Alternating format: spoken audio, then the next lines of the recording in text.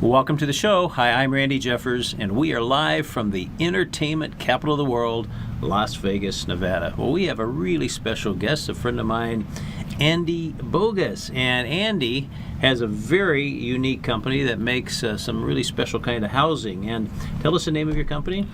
Well, my company is a manufacturing company called Creative Foam Shapes, and what we do is we do basically the foo-foo on all the houses and all that kind of thing. Anything decorative coming out of the houses is styrofoam and then covered with stucco.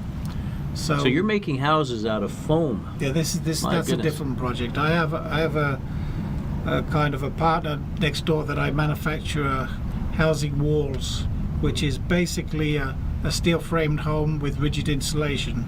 So basically you're living in a cooler, a little ice chest, because all the walls inside and outside are 6 inches of foam.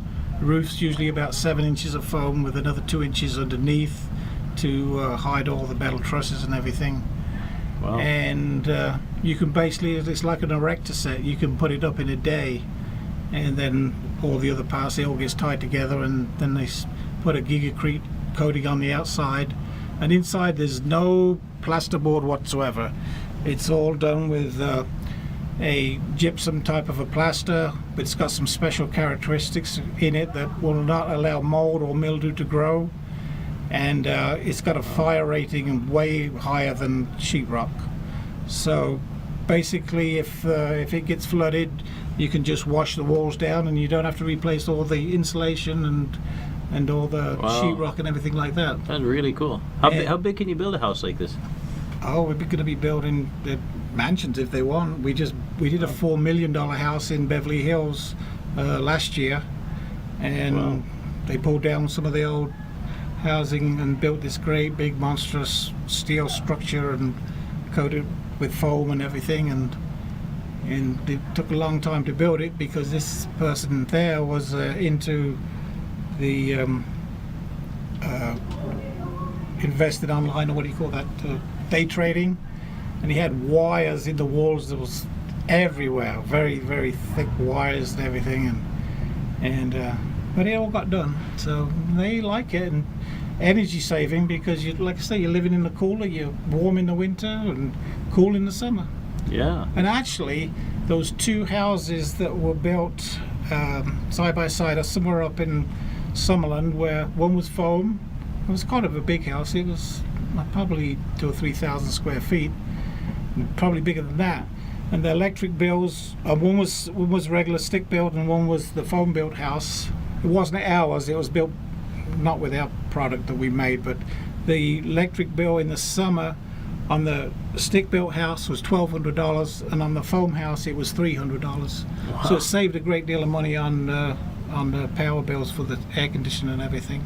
Absolutely. So you can you make them any shape if you want? You can make a dome house if you want. We've done a dome house. Yeah. Actually, what the panels would be like hexagonal, and they all went together. We did that out in Arizona, in between Las Vegas and Kingman, and the guy out there had 8,000 acres and was going to put all these houses on them. This was a dome house, so very interesting. Now, how about the expense compared with a stick-built house?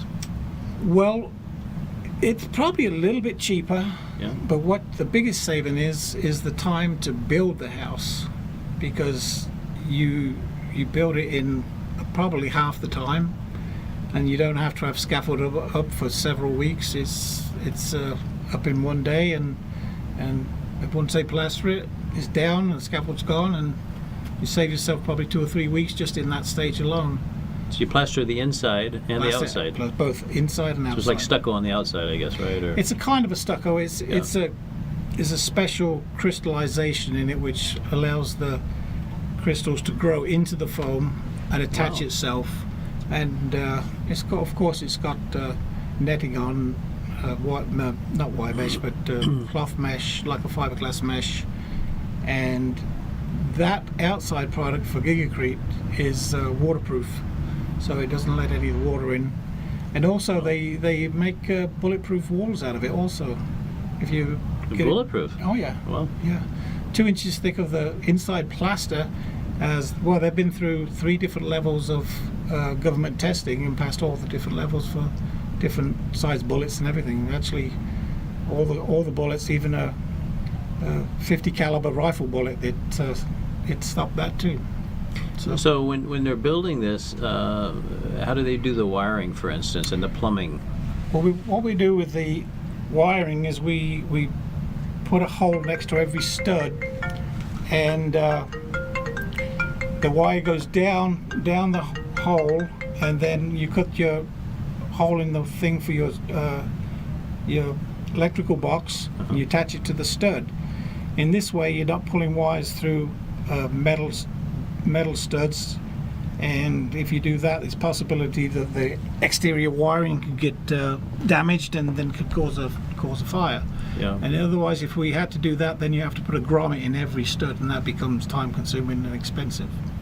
Right. So this way, it comes down from the top, and there's no way that it can get chafed on any metal or anything like that. So it's a safe way of doing it. Once it's built, if you have to add some plumbing, for instance, you drill into it. Is that how you do it? Plumbing, you just take a hot knife and a groove jet, and you cut a hole in the wall, put your plumbing in, and you're not going through. You're going a couple of inches into it. It's 6 inches walls anyway, and then afterwards you put your plumbing in, and then you do some expanding foam, sand it off.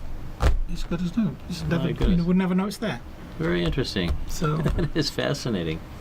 So the big thing is the savings on the energy, and yes, once you time sort of pay for itself over time. Time building and energy saving, and there's lots of good things that could be said for it. And how about the roof? How's that look? the roof is actually, there's a couple of different ways we do the roof. There's a new kind of a board. It's called a magnesium board, where we'd put the foam 7 inches of it actually comes out to be about 9 inches time. You put your inside 2 inches to cover the studs or the attachments, and then we have been putting magnesium board on it, which is far more denser and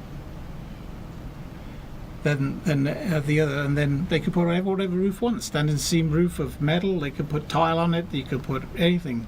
There's actually the gigacrete, what we put on the exterior of the house, can also be put on the roof. I've made tile that looks like concrete tile, and by putting that on it, it's a lightweight roof. Mm-hmm. Then you don't need so much structural weight on it, so you could build it with a lesser thickness of steel.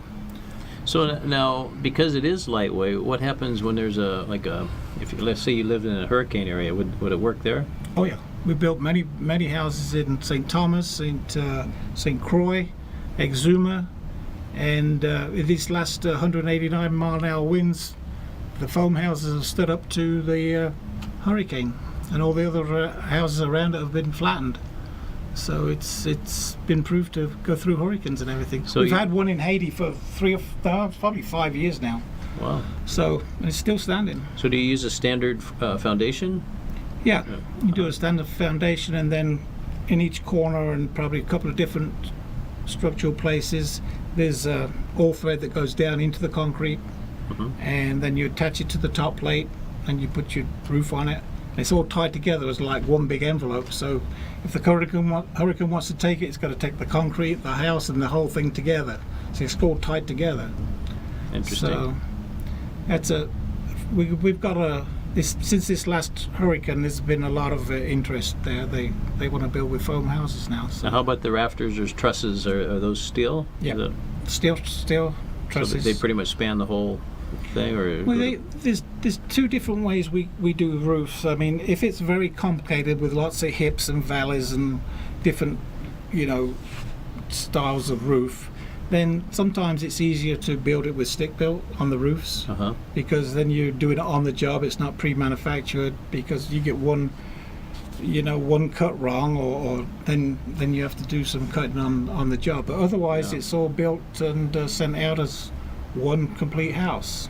So if it's a flat roof, or if it's a hip roof, or it's a roof that's simple, then you can do it with that. The best, my opinion, that the best thing this is for is low-income housing, build small houses and keep them all up 4-foot panels, Mm-hmm. and put the windows in the strategic places, and it's all good to go. Wow, And you could make a lot of houses inexpensive, and probably a lot more people can afford to buy them. Now, part of the name of your company is Creative Shapes, right? Creative foam shapes. And so, yes. what else do you do that are creative that comes out of foam? Well, we do a lot of packaging for different jobs and different packaging companies. Sheets, 4x8 sheets, 1 inch thick, 2 inches, 10 inches thick, whatever you want, 20 inches thick, it doesn't matter. And we also do all the architectural shapes that you see on the outside of the buildings that get covered with stucco usually. And then we do urethane products, which makes the urethane look like wood, and that's a little more expensive, but the actual foam itself is very inexpensive. A 2x4, 8 foot long in foam costs probably $1.24. With wood, it's like $4, $3-4. Wow, big So difference. around the windows and stuff like that, they put foam and put some netting on it and put the stucco over it. So, if you were building, let's say, a 3,000 square foot home, the cost between the foam and the stick-built home, what would it be? I really don't get into the pricing. I'm just the manufacturer for the walls and the foam. Now my partners or my associates, they do all the pricing because they put everything together, they market it, and they Is buy it the cheaper stick. though, or is it? Yeah, I would think it's a little cheaper. Yeah, Um, but certainly faster. faster, and it is cheaper. It's just that if somebody wanted to know the price of a house, they would just call in, and my associate would take a look at all the square footage and everything that needs to be done, and they'll give them a price. He usually prices 4 or 5 houses a day, so Wow. there's a lot of interest. We built in California, we built in Arizona, Las Vegas, actually some in Colorado, Minnesota, so a lot of places we've been building. Interesting. So now, if somebody out there that's watching us and you go, man, that's a cool idea, I think I'd like to try that. How do they get a hold of you?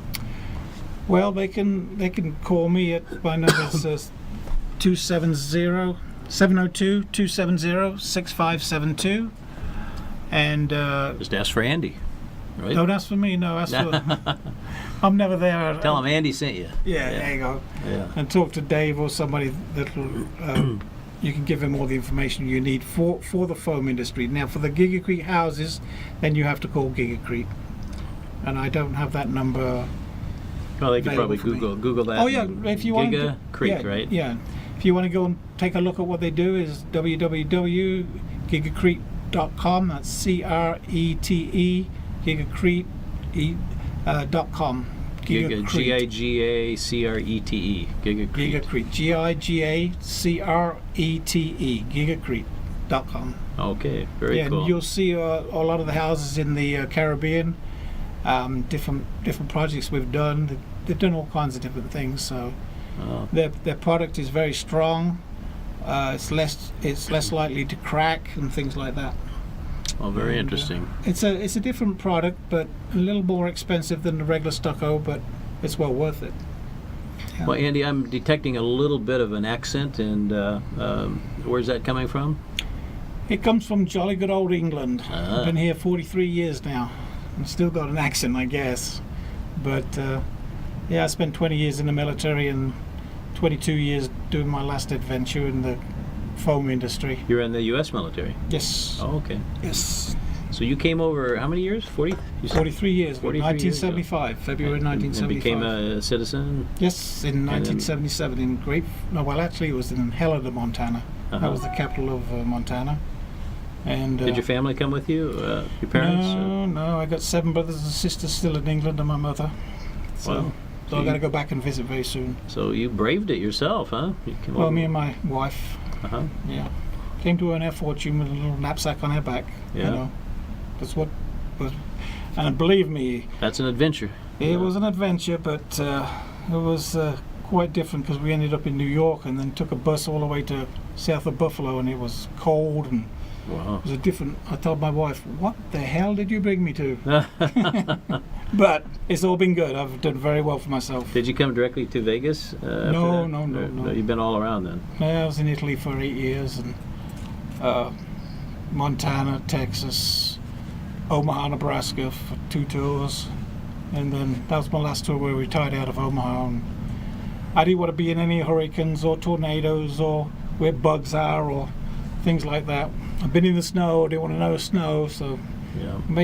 made some logical choices. There had to be an Air Force base, so I could get my medical and everything. So this is where we ended up. It's paradise. Good place Yeah. to be, right? Yep, it was. And Yes. by accident, got into the phone business and been doing it for the last 22 years, 23 years. Wow. So we started in '96 and still going. Weathered You know- it through all the recessions and everything. Well, it's an interesting niche, isn't it? Something it's unusual. It's something that Yeah. is really cool, sexy sounding, and some people probably ask a lot of questions about. Oh yeah, it's everybody loves the business, but Yeah. and we cut everything with hot wire machines and computerized hot wire machines, and we have about 15 machines that we do it with, so we can put out a lot of product.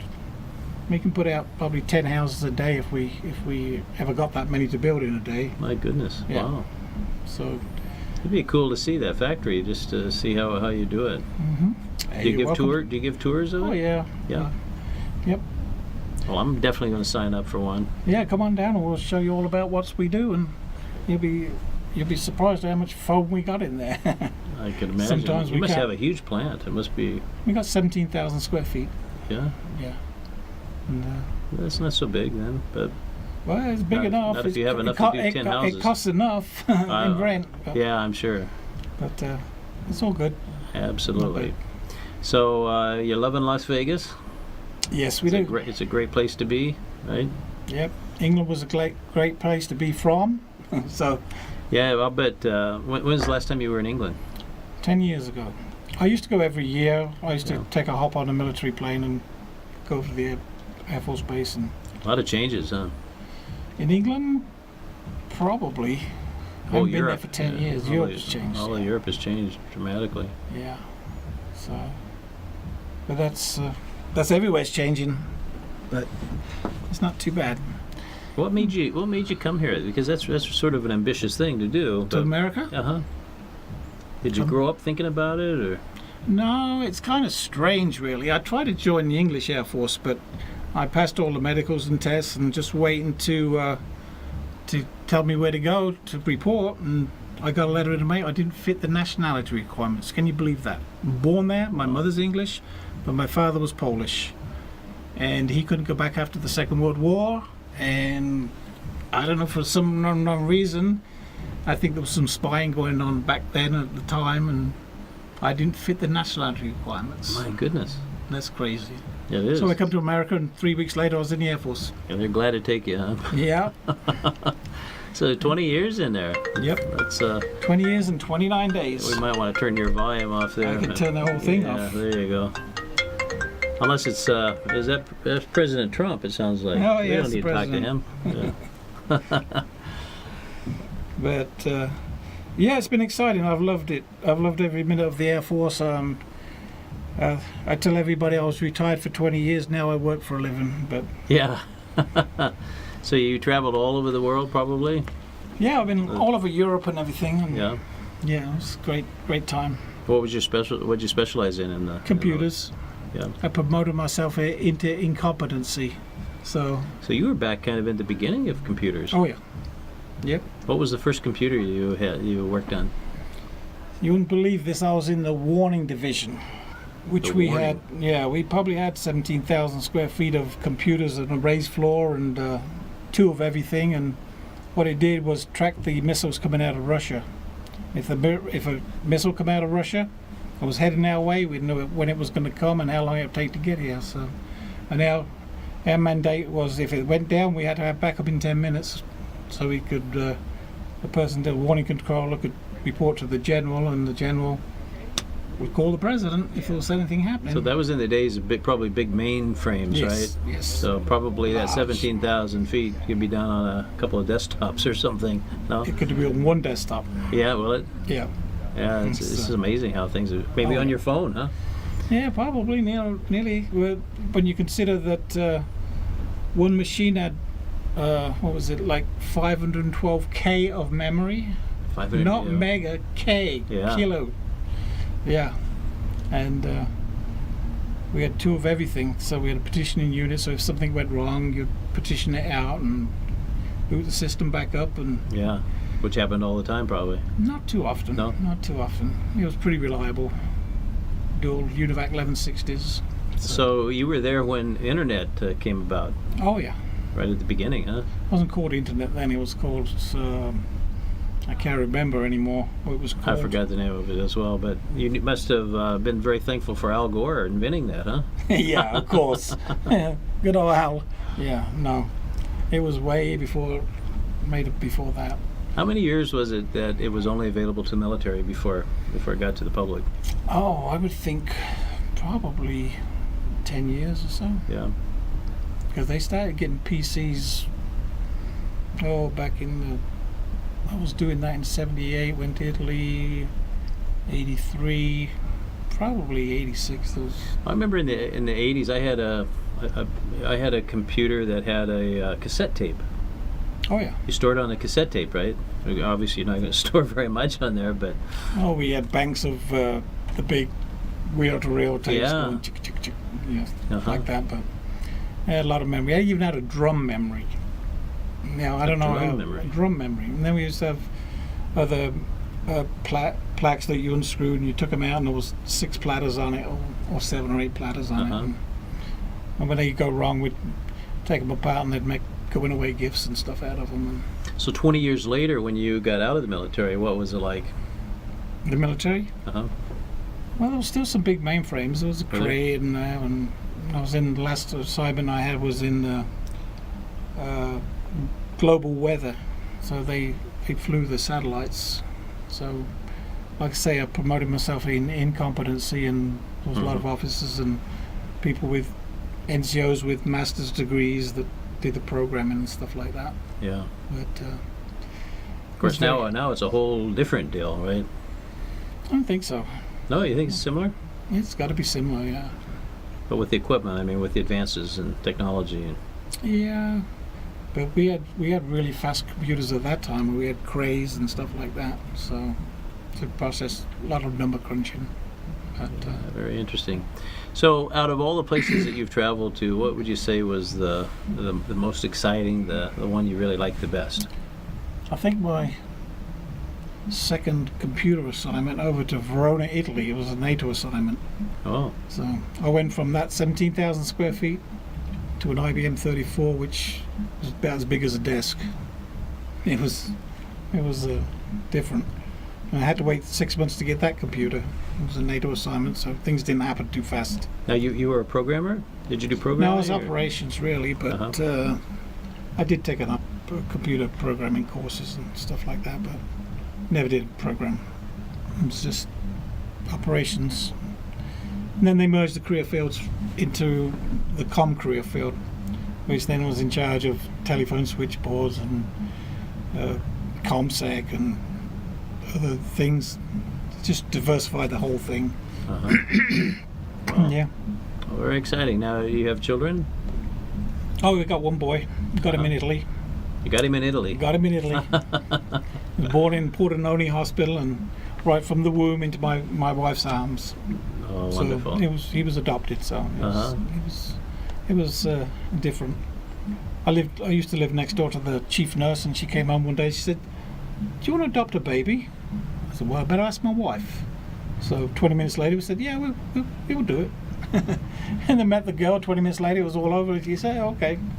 And visited with her for about 2 or 3 months. That had to be just an amazing experience. It was. Changed a lot of diapers and fed that little boy in the night all the time. Yeah. It was Now, how old is he now? He's 26. Wow. And he's done 6 years in the Army Reserve, so he's followed in, not my footsteps. I told him, you want to go in the Air Force, not why walk when you can fly? So why do that? That's right. Who's going to shoot? We don't shoot at Air Force people, we shoot at the Army people. That's right. So, but no, he wanted to go in the Army, so he took the Army. Very interesting. Yeah.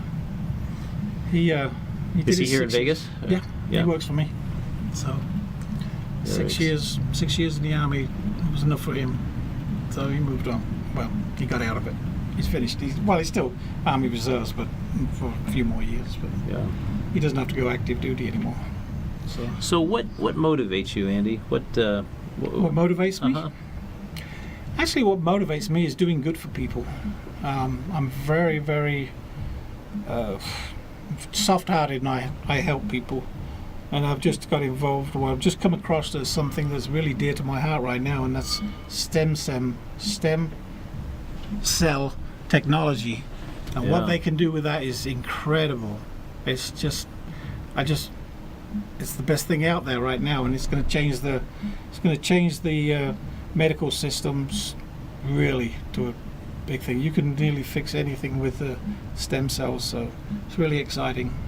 Yeah, absolutely. Now I know you're involved also in a is it a discount program or a way of getting saving money? Yeah, we belong to a private travel club where we're able to give away, or for a small fee, for a donation for Alexis lemonade stand, where Alexis was a young child that had cancer, and after a couple of years she told her mother she wanted to open a lemonade stand, and her mother, it was winter time, she says, how much lemonade can you sell in the winter? She says, I don't care, I just want, she says, what are you going to do with the money?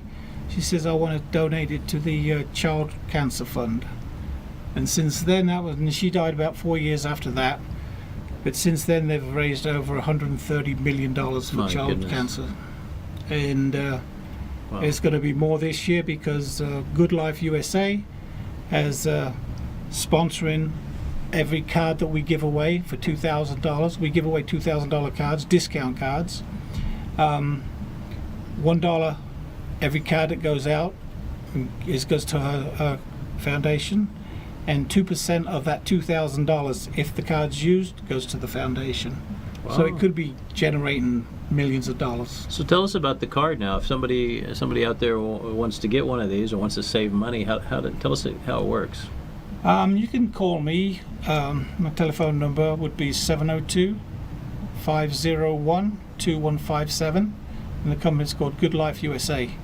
And we would teach you how to do it, and then you contact Good Life USA if you want to make hotel bookings, because you probably could save yourself 30% on all your hotels. Wow. And you could save money on airplane flights. It's also, you can save money on small amount of money on car rental, and cruises is a big discount on private yachts, private airplanes. You could also book them, and Wow. lots of different things. It's got some home shopping networks on there, retail, restaurants. You can save a lot of money on your meals. You just send away for a coupon. I know there was one you paid $11 for, and you had $100 worth of coupons for that restaurant. So you save a lot of money there also. So it's a very good travel voucher. Not voucher, more or less travel discount, because you pay several hundreds of dollars less than you would if you was just going on a regular. So if I wanted to get one of these cards, then how much does it cost me money, or how does that work? No, I couldn't tell you. They'd have to kill me if I tell you how much I paid for them, but Yeah. it's not very much. So it's you can give them away and not feel bad about it. So, but Wow. it's So if I get one from you, then I can just take the card. I call a number? What we have to do is we have to register that card, because it belongs to me. And then when people use that card, then we get a part of that $2,000 as a commission. So if I go on a cruise, and if a cruise costs me $2,000, for instance, you get a percentage of that? Yep. Wow. A big percentage. So I save money, plus you make money. Oh yeah. Yeah. Wow, that's interesting. And then I guess I could sign up and do the same thing as you're doing. Yes. We encourage people. What the card is basically used for is for a trial. It's like buying a new car. You want to drive it before you buy it. So you can use the travel card, doesn't cost you any money, and then you could go on a cruise, or you can see how much you save. Then if you like it, then you join the travel club itself, and then you pay a one startup fee and then a nominal monthly fee, and then you can do what I do, give away $2,000 cards. Wow. To anybody you want. So now, when you give away a card, you make money off of their purchases. But how about if they sign up and they start making money off of their friends that they've given cards? Do you make money from that too? Yes, we get a certain percentage for 5 levels down, Oh, okay. which you're making about 25% of whatever the other people was Wow. making. So it can add up to quite a Oh, bit. it could be. It's very, very lucrative if you want to get in the business of doing that. And I suppose some of the people you work with there are making some pretty good money. I think they are. They don't tell me. Yeah. I don't do so much. I don't do as well. I'm not a very good salesperson, but there's some people earning tens of thousands of dollars a month. Wow. So it's a good business. Well, sounds like it. And the company Goodyear, they've only been going about a year and a half, and they want to take a third of the world's market in travel. A third of the market. Wow. That's ambitious. It vary, but it saves people a lot of money. Yeah. And if you understand the travel business is private travel and public, and there's very small private companies. They don't have commissions and stuff out there. Where the public companies, they have to pay for advertising and everything like that. Trivago and all the different ones. They all basically belong to two Right, major companies. right. So. Well, Andy, I heard something today that was pretty amazing, actually. One of your friends was visiting with you and I, and he made a statement. He's actually quite famous himself, knows a lot of famous people, worked directly with them. He said he was a millionaire at 28, and a lot of his really close friends are people that are well known, extremely well known. He knows a lot of people. Entertainment business. Entertainment business. But he made a statement that about you that I thought was shocking. That of all the people he knows, and the person that is his closest friend that he really loves the most here and that he trusts. And I thought that was the most important thing. The person he trusts is you. Yes. How did you feel when he said that? It makes you feel real good that somebody appreciates your friendship. So, Yeah. and we've become very close friends, and whatever I do, he gets a share of. Whatever he does, I get a share of, and we live our lives like that. And he will be very successful again in the promoting business. So he's going to go out there and start promoting a lot of his music friends and boxers and all different kind of people. But Yeah, very good. he's quite a character, and Well, you get so many cool things going on, and Yeah. you're just very well rounded and with a lot of different diverse interests. And what do you see for yourself in the next 4, 5, 6 years? I hope I'll be working with this stem cell, promoting that, and getting that more doctors getting involved with the stem cell usage and helping people. They can do a lot of stuff with that stem cell. You can put it into ailing organs that can make it better and things like that. So it's a wonderful thing, and I hope to do a lot with it. So I hope to- helping people really once again, right? Yeah, a lot of people, and we do a lot of work for non-profit foundations, especially with the Lexus Lemonade Fund and stuff like that. So it's going to spread very quickly, and it's going to be very lucrative for people that want to get into that kind of thing. So Andy, there are givers and there's takers in life, right? Hell yeah. And then there's people that kind of in between. But all different levels, but you're very much a giver, and I give too much. That's the problem. well, I don't know if it's possible to give too much. No, it's not. You can always give. It's such a wonderful thing, but how did you get to be a giver? How did you get like that? I've always been the same way. It's just my nature. I don't know how to be mean. I'm not a very mean person. People say, "Don't you get mad?" I say, "No, not really." I mean, everybody deserves their say. They deserve that. I do. It does upset me about all the killings and the child abuse and the spousal abuse, and that really gets me. It's totally. There's no need for it. Yeah. There's definitely no need for it, and we got to teach our people what to not be like this. Why are we killing our school kids? Why we if you have an argument with somebody, pull out a gun and shoot them, then you're in jail for the rest of your life, and for what? No reason whatsoever. Just some stupid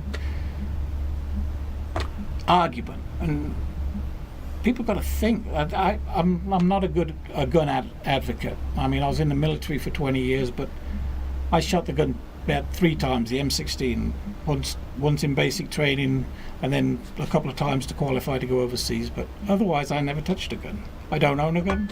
I don't want to own a gun. Yeah. If I owned a gun, then my ex-wife might have shot me already. But who knows? So for you, it's probably better you didn't. Oh yeah, I don't want one. So. But you're not mean, you said. So maybe she would not have shot you. Well, that's a complicated issue. There's obviously many sides to that issue, but yeah, I don't care if people have guns. If people want guns, they want guns, but be protective of them and don't be silly with them. Don't be stupid. Well, I guess the bigger issue is, like you were saying, these guys that are doing it, something's wrong with them. Oh yeah. Yes. And definitely. It was them that did it, right? They're the ones that made. So maybe the stem cells will help them, huh? Yeah, it sticks them in their brain. Yeah, we just have to poke them, give them a shot in the brain, and maybe they'll figure out. That's probably, if they can ever figure out, if the medical community ever figure out how to sort of fix people that have mental issues like that. Well, that's the other big thing. We're putting all people that need help. We put them back out on the streets. Yeah, and that's another huge problem. Homelessness is a huge problem. Yeah, sure is. And that's one of the reasons why I like the lower income houses and stuff like that for people, because if a house costs you $300,000, that's a big mortgage. That's a big payment every month. Whereas you can get houses down to $125,000. Lots more people can afford them. They don't have to be mansions. I mean, people can live in 1,400 square feet houses and comfortable. Oh, of course. Even have you seen the little tiny houses? Is that what they call them, tiny houses? I did see something about that a couple of weeks ago. They're very small, but everything's compact, and they're building now communities with these almost like little tiny travel trailers almost, but designed in different ways with skylights, so you're not cramped up when you're in them. Well, I did another project which is now becoming a thing to do, is the cargo trailers, the containers. I can insulate both inside and outside with that, and you would never know it's a container. I guess you're right. Yeah. Mm-hmm. I can cut the foam to fit right over them grooves, and then they can stucco over that, put the windows in it, and make it look like a house. And be sign. And you can buy those things relatively cheap, because a lot of them they have to get rid of because they're rusting out and stuff like that. Well, I guess you'd have a foundation, but you don't really need much of one, do you? Because they're so heavy. No, you can put 2 together even. And well, there's a whole container park here. There's a container park, and there was a gentleman. I don't have it with me now, but maybe I do. Is that Tony Shea you were talking about? The from Zappos? No. This gentleman's name was Arnold Stark. Veteran Tiny House Village. Really? Yes. Here in Vegas? Yes. Wow. And he was on the news 3-4 weeks ago. And I looked at that. I said, you know what? I can even make the outside look like a house, not a container, because it's still got the metal on the outside. I can make it look like a house. And I haven't been able to contact him yet, but I probably will in the near future. And he's supposed to be going to build a big project with them. So, I mean, trailers, you can buy these old ones for $2, $3, $4, $5, anywhere to $10,000, but it's a shell. I mean, right. how much more you got to put into it? Yeah. Toilets and bathtubs and everything else, but it wouldn't be. I'm sure that'd be down. Well, actually, it was a really interesting. He was going to rent them out for the poor people, the homeless, $300 a month. Unemployment, you can get one of those. I wonder how high you could stack those. Well, you can stack them a long way. You look on the ships; they're stacked up 10 high. So yeah, see, that'd be an interesting. They lock together. That would be interesting, wouldn't it? You weld them together, I guess, right? Yeah. You weld them so that you couldn't move, and. Yep. They won't move anyway. They're so heavy. Yeah, that would be interesting. It would be a perfect place for the homeless, and you can get a lot of people in a small area. I think they're building small one-room places for a lot of the homeless anymore. I saw an interesting. One of my son showed me this YouTube video that I think it was from Japan, where they had pods where homeless people would live in. Yeah, and that's another. That's what we got to do more of. We got to get these homeless people housed out of the cold, out of the weather, in the heart of the cold. We got to get them into some kind of homes where they can live and have their dignity. I mean, it was crazy. Some guys go around shooting homeless people anymore. Well, hopefully they put him where he belongs. So yeah, no, absolutely. That was so sad. And I know that I've seen that guy riding his bicycle around, but he wasn't doing nothing to anybody. He was sleeping. He wanted to shoot him when he's asleep. He must be a madman, a crazy man. So there you go. Put him in jail and whatever. Well, unfortunately, there's a lot of crazies that do all kinds of things, and then sometimes other things get blamed for them being crazy, right? Yeah. Yeah. So I asked you earlier about what motivates you, and I know there's a lot of people that are out there that are watching us right now that.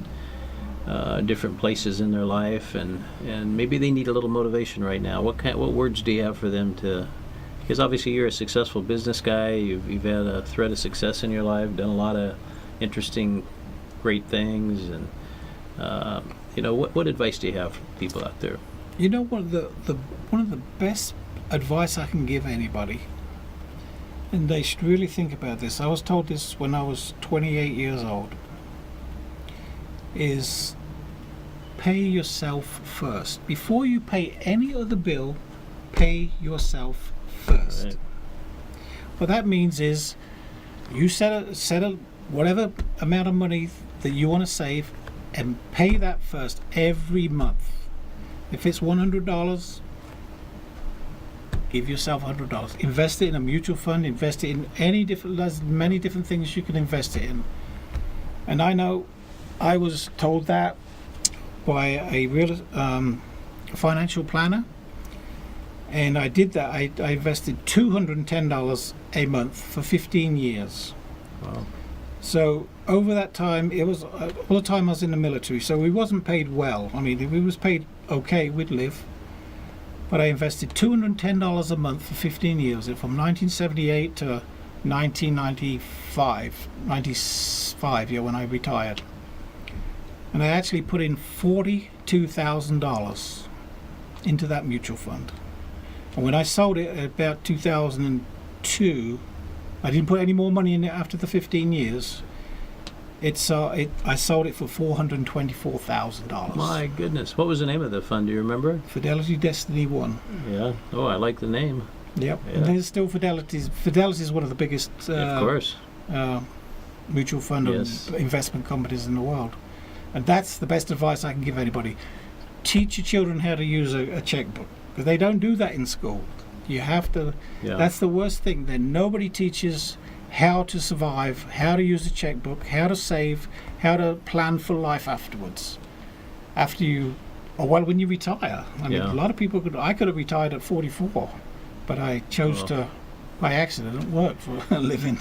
Well, Andy, this hour is just about done, but I could listen to you for hours, but I think you just ended it on some of the best advice that anybody could ever have. It's really, really great. So thanks so much for joining us, and I enjoyed it. Give us your phone number one more time if somebody wants to contact you. 702-501-2157. Okay. My name's Andy. Just ask for Andy. Yep. Well, thanks so much. And tell him you need Andy from Randy. From the yeah. Randy Show, right? So now we're called Randy Andy. That's right. Well, thanks again, and we'll see you next week, same time, same station. Bye-bye, everybody. Bye.